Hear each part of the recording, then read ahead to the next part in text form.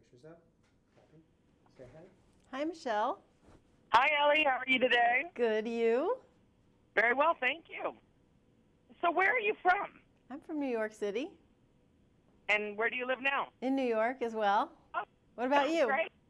Typically in New York. I'm actually in California for another week, but I live on the Upper West Side. Oh, me too, on 98th Street. Where do you live? 88. Oh, well, if you Neighbor. see me in the neighborhood, say hi. I will. How did you first become interested in food?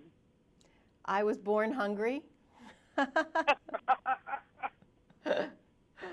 I just always loved food from the very beginning. And I studied nutrition in college. And then I just got swept into the whole world of culinary nutrition. And I love it. I'm meant to be here. What is your culinary point of view? I mean, I'm a nutritionist, so my culinary point of view is finding the sweet spot where delicious and healthy meet, and that you can have it both ways. You don't have to sacrifice flavor for health. Now, please tell me a little bit more about your show.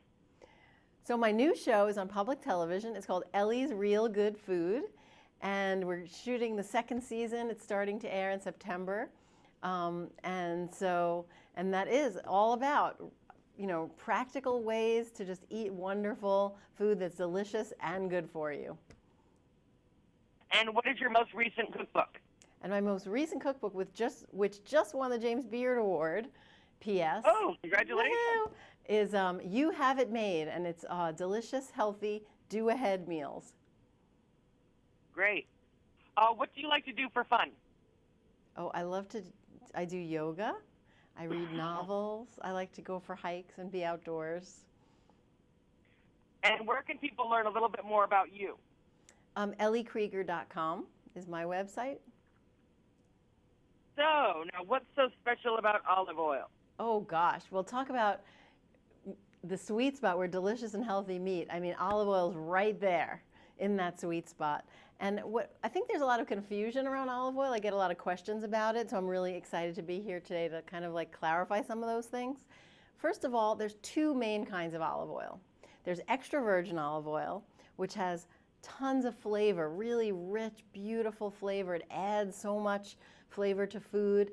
And it's almost like wine in that different varieties or different blends from different regions have different flavor profiles. And so it's really fun to taste different kinds and sort of experiment and explore.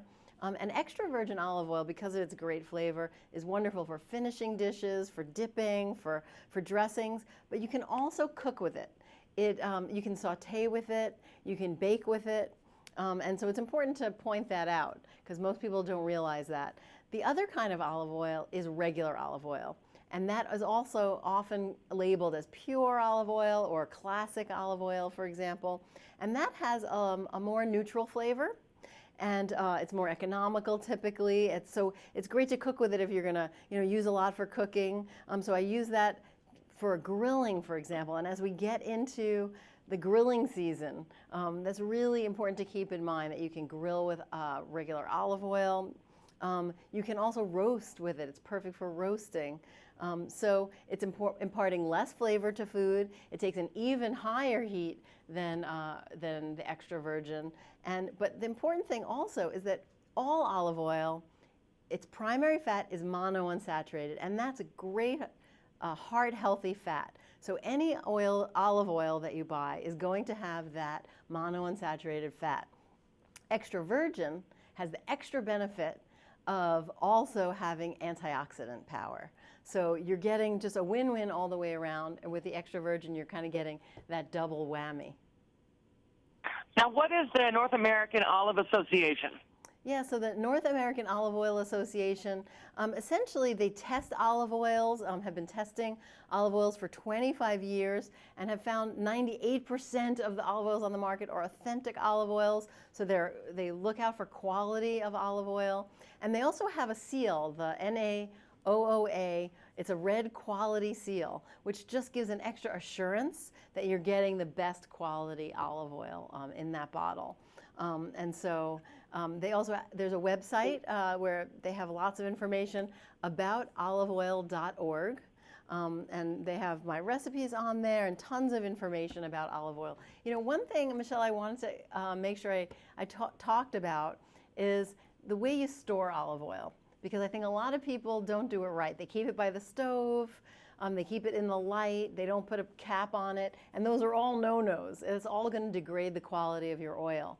So you want to make sure that you keep it in a cool, dark place and screw the cap on tight. Make sure that it's tightly sealed, or if it's a cap like that, just make sure it's tightly sealed, and then you're going to be able to have that olive oil at the best possible quality. And now, are there any recipes that you'd like to show us? Yeah, so I have a couple of great recipes here, and each of them I do, essentially, I use both kinds of olive oil. So this is a farro salad. That's like a whole grain, ancient grain. You could use quinoa here if you want also, or instead. Anyway, cook that and cool it, and then I grill up some vegetables. So here it's zucchini and onions. But before I grill them, I put some regular olive oil on and grill it up like that so it stays nice and moist. Toss that together with some fresh tomatoes and herbs, and then some lemon juice and extra virgin olive oil for the dressing.